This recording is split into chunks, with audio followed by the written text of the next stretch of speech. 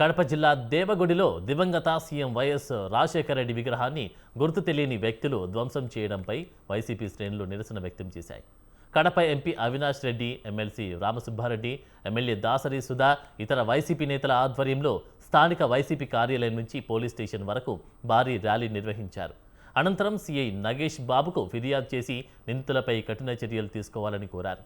ఈ సందర్భంగా ఎంపీ అవినాష్ రెడ్డి మాట్లాడుతూ, రాజకీయ భిక్ష పెట్టిన నేత విగ్రహాన్ని ధ్వంసం చేయడం దుర్మార్గమని ఆదినారాయణ రెడ్డిని ఉద్దేశించి తీవ్రస్థాయిలో మండిపడ్డారు.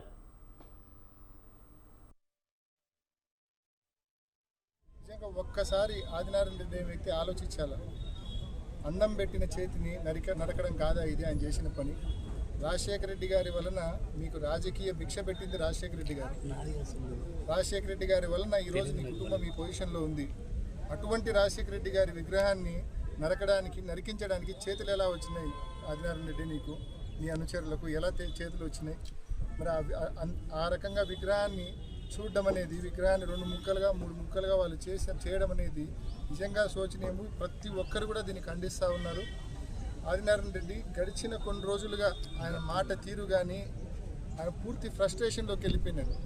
2 సంవత్సరాల కూటమి ప్రభుత్వ పరిపాలనను ఉద్దేశించి వైఎస్ఆర్ కాంగ్రెస్ పార్టీ ఏదైతే వెన్నుపోటు దినం అని పిలిపించిందో, జమ్మలమడుగులో ఆ ర్యాలీ రాష్ట్రంలో ఎక్కడా లేని విధంగా దాదాపు 10,000 మంది పైచిలకు పాల్గొని ఆ ర్యాలీని విజయవంతం చేసినారు.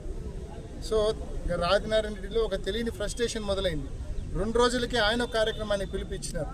ఆయన కావచ్చు, ఆయన భూపేష్ రెడ్డి కావచ్చు. ఆ కార్యక్రమం కూడా పూర్తిగా ఫ్లాప్ అయిన పరిస్థితి మనం చూసినాం.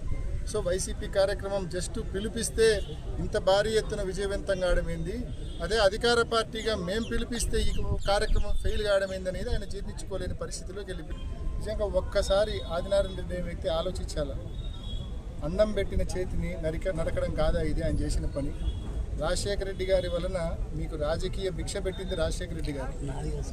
రాజశేఖర రెడ్డి గారి వలన ఈరోజు మీ కుటుంబం ఈ పొజిషన్లో ఉంది. అటువంటి రాజశేఖర రెడ్డి గారి విగ్రహాన్ని నరికించడానికి చేతులు ఎలా వచ్చినాయి? ఆదినారాయణ రెడ్డి నీకు, నీ అనుచరులకు ఎలా చేతులు వచ్చినాయి? మరి ఆ రకంగా విగ్రహాన్ని చూడడం అనేది, విగ్రహాన్ని 2 ముక్కలుగా 3 ముక్కలుగా వాళ్ళు చేయడం అనేది నిజంగా శోచనీయము. ప్రతి ఒక్కరు కూడా దీన్ని ఖండిస్తూ ఉన్నారు.